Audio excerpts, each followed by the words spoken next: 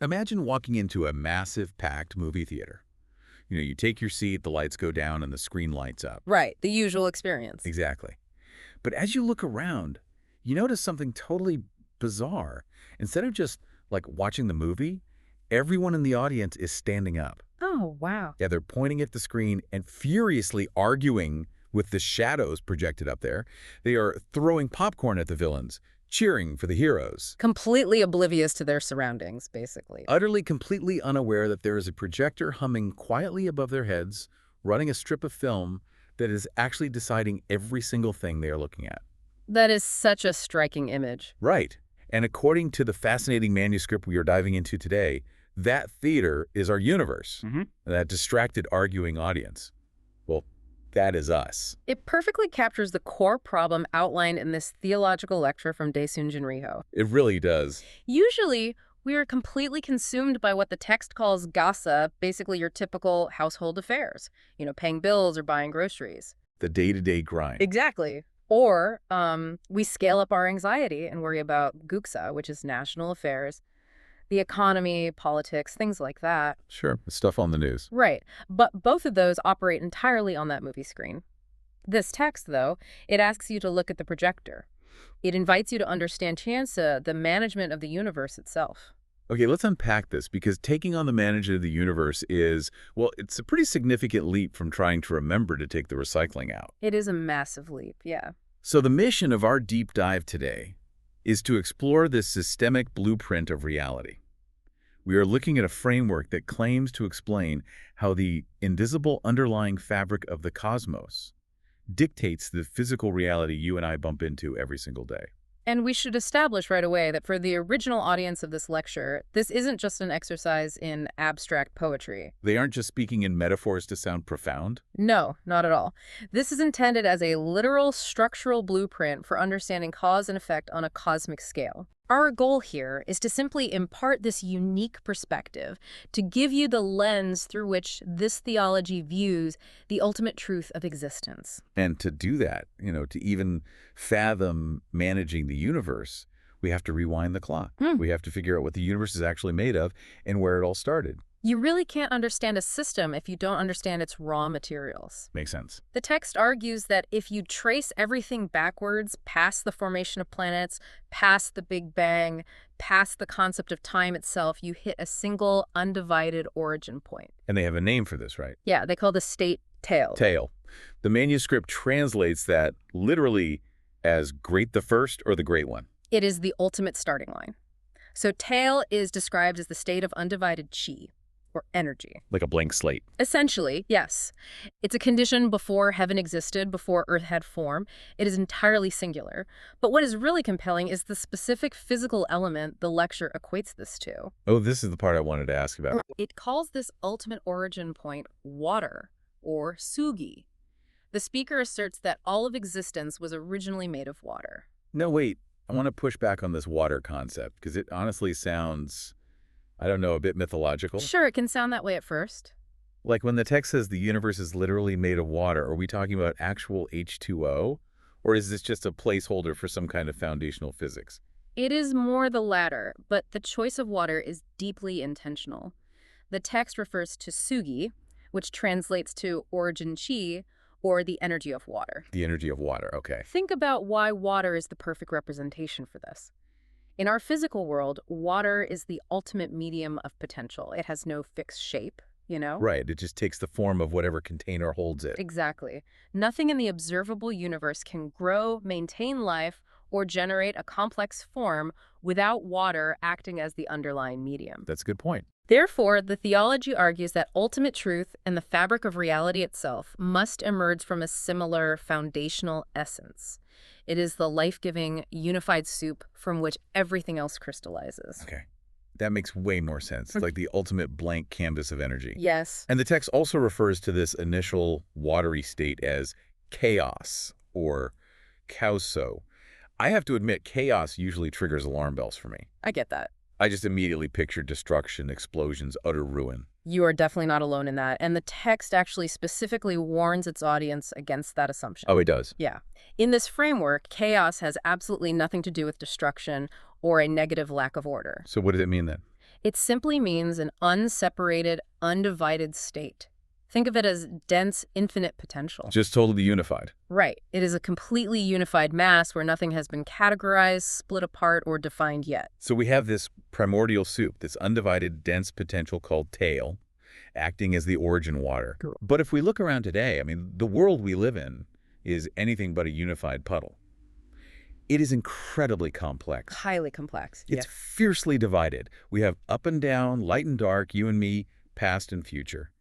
If everything started as this completely unseparated tail, how on earth did we get to the highly divided world of time and space we are sitting in right now? The source offers a wonderfully grounded analogy for this massive cosmic event. I love a good analogy. Imagine a bowl filled with muddy water. When you first mix the heavy dirt and the clear water together, it is cloudy, unified, and undivided. You can't tell where the dirt ends and the water begins. Exactly. That is your tail state. But if you just leave that bowl alone on a table for a few hours, gravity kicks in. The heavy dirt is naturally going to sink to the bottom, and the lighter, clearer water is going to pool at the top. And that very act of separation, the heavy sinking and the light rising, is what transforms the universe from tail into the next structural stage. And that stage is called Taeguk, right? Yes, Taeguk. Taejuk. I was actually thinking about this while reading through the notes.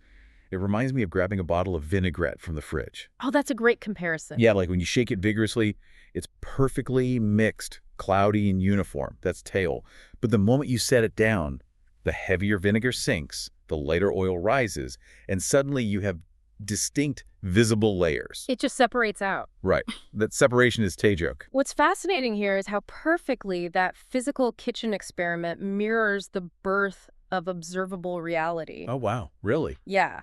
In this theology, the heavy sinking matter becomes yin, and the light rising matter becomes yang. Okay, yin and yang. Once that muddy water or that salad dressing is fully separated, the light portion becomes heaven, and the heavy portion becomes earth. So it literally builds the world. It does.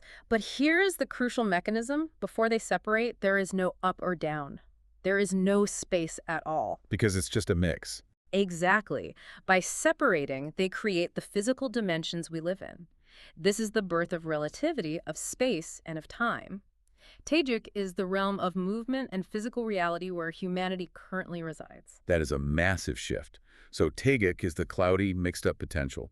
Taejuk is the separated, moving, observable universe. It is the realm of action. You've nailed it. But hold on, if we follow the logic of the salad dressing or the muddy water, gravity is the unseen force causing that separation. Right.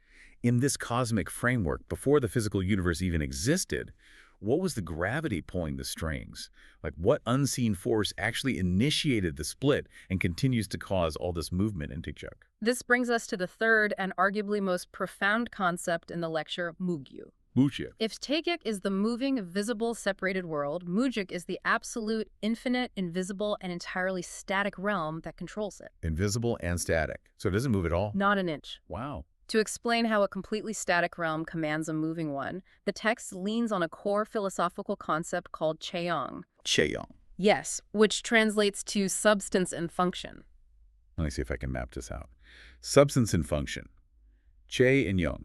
So Mugek is the substance, the subject, the underlying core. Right. And Taejuk is the Yong, the function, the action, the visible output. You've got it perfectly. The two are utterly inseparable, but one strictly dictates the other. It's a hierarchy of cause and effect. Okay, earlier I mentioned the movie theater. If Mugek is the substance and Taejuk is the function, is that like the film strip running through a projector versus the movie playing on the screen? That is exactly one of the primary analogies used to explain this. Oh, awesome. Mugak is the actual strip of film. Taejuk is the movie screen.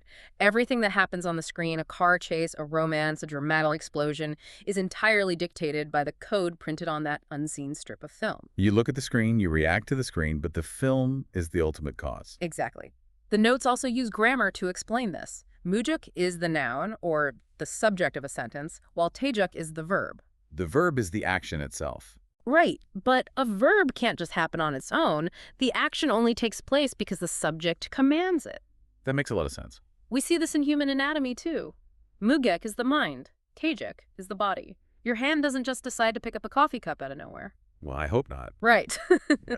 Your invisible mind, the substance, issues a command, and your physical hand, the function, carries out the action. The mind commands, the body follows. Exactly. And to visualize this ultimate Mugyik state, the text points to the concept of Daesun, defining it as a circle, or one. A circle? Why a circle? A circle is the perfect representation of Mugyik because it has no corners, no beginning, no end, and no obstacles. It is absolute, infinite, and perfectly complete. I see. I am still stuck on a logical knot here, though. Okay, what is it? Let's look at that film and screen analogy again, or the mind and the body. The text insists over and over that Mugyik is completely static. It's pure stillness. Yes. But how can something completely static play a dynamic, ever-changing movie on a screen? If the mind is perfectly still, how does it make the body dance? It's a great question. It just feels like a fundamental contradiction. If something doesn't move, it shouldn't be able to cause movement. You are touching on the exact paradox that makes this theology so intricate. The lecture resolves this by distinguishing between lei and ji. Lei and ji. Mujie is absolute principle, or lei. It is the fundamental law, the underlying code of truth. Taejuk, on the other hand, is the moving energy, or ji. So one is a law and one is energy. Right. An absolute principle doesn't need to move to dictate movement. Like a mathematical formula. The equation on a whiteboard just sits there, completely static, but it dictates the exact trajectory of a rocket flying through space. That is a brilliant way to look at it. Gravity itself doesn't move, but its invisible law dictates the orbit of every planet in the solar system. Wow, okay. The invisible law dictates the visible energy. The source leans into these paradoxes heavily. The lecturer quotes ancient wisdom stating, "Great sound has no sound, and great light has no light." Great sound has no sound. Explain the mechanism behind that, because on its face, it just sounds like an oxymoron. It is about the limitations of human perception. Think about a dog whistle. Oh, sure. It produces a sound, but the frequency is too high for the human ear to process, so to us it just sounds like pure silence. Right. We can't hear it at all. Or think about the light spectrum, like infrared or ultraviolet. The light is there, but our human eyes aren't equipped to see it. It's invisible to us. Exactly. The text uses this to explain that true ultimate reality, the Mujic level, operates on a frequency of truth that is completely beyond our sensory limits. So it's just too big for us. Yes. If a sound is truly infinite, it breaks your perceptive ability, appearing as silence. If a light is truly absolute, it blinds you, appearing as darkness. That is wild. The substance is so vast that we can only perceive its function. We can see the movie, but we literally lack the eyes to see the film. Okay, this cosmic architecture is incredibly elegant. We have the origin potential of Tael, the separated physical reality of Taejuk, and the invisible, absolute static code of Mujic running the whole show. You summarized it perfectly. But here's the massive logical gap I just can't get past. If Mujic is this absolute film that dictates everything on the Taejuk screen, how does human history factor in? The human element. Because the world is a mess. If the film dictates the screen, did the projector just load up a tragedy? That is the ultimate question here. According to the text, the universe was fundamentally designed from the Mujic level to operate in a state of Heiwan Sangsang. Heiwan Sangsang, what does that mean? This translates to mutual beneficence, or harmonious coexistence. The universe was programmed for harmony. The film was written to be a masterpiece. So what happened? Human free will happened. The lecture explains that humanity, operating in the physical realm of Taejuk, essentially kicked away this harmonious design. We ruined it. Pretty much.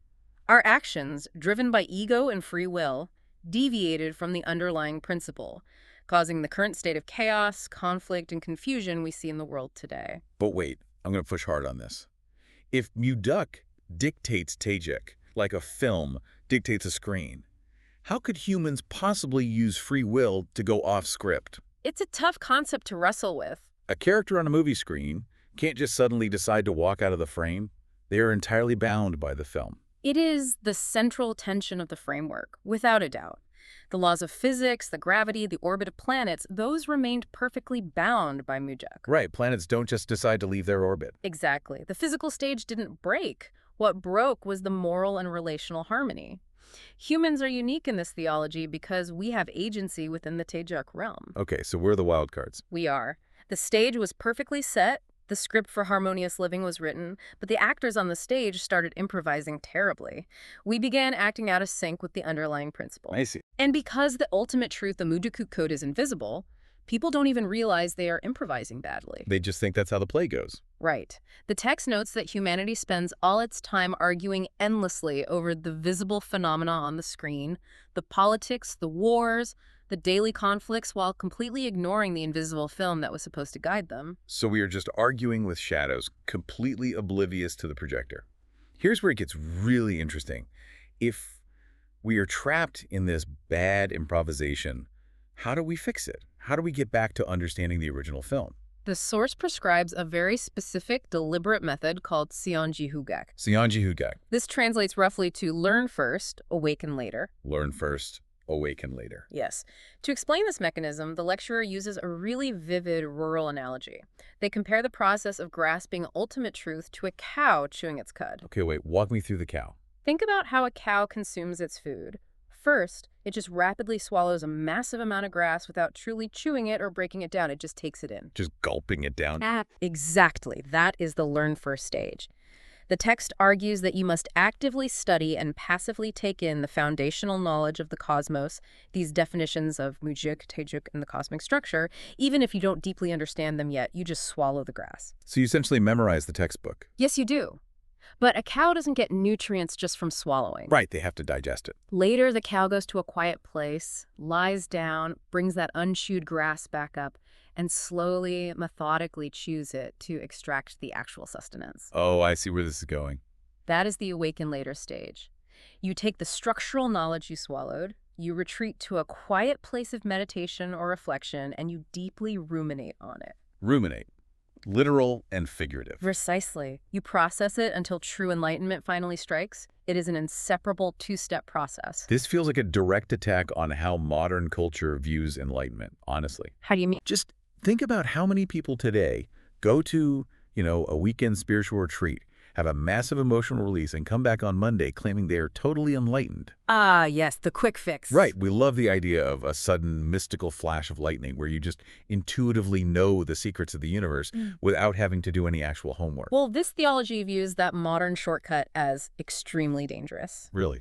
If you attempt to skip the learn first state, like if you try to just sit in the dark, empty your mind, and wait for a mystical awakening without first studying the structural truth of the universe, you are walking directly into a trap. Why is it a trap? What actually happens? The text calls this unearned awakening a delusion, or chakbak. A delusion. Here is the mechanism behind it. If you have a powerful emotional or mystical experience, but you have absolutely no foundational knowledge of Muguk and Taeguk to anchor it, your ego will misinterpret what you are feeling. Oh, wow. You will firmly believe you have touched ultimate truth, but you are really just swimming in your own psychological projection. You are deluded.